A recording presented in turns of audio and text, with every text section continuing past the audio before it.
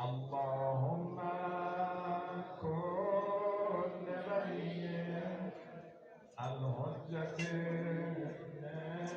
الحسن صلواتك عليه وعلى آبائه في هذه الساعة وفي كل ساعة وليا وحافظا وقائدا وناصرا ودليلا وعينا حتى تسكنه أرضك طوعا وتمتعه فيها طويلا.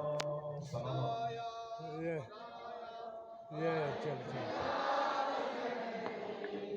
يا جيب سيدنا شوف يا سيدنا شوف يا سيدنا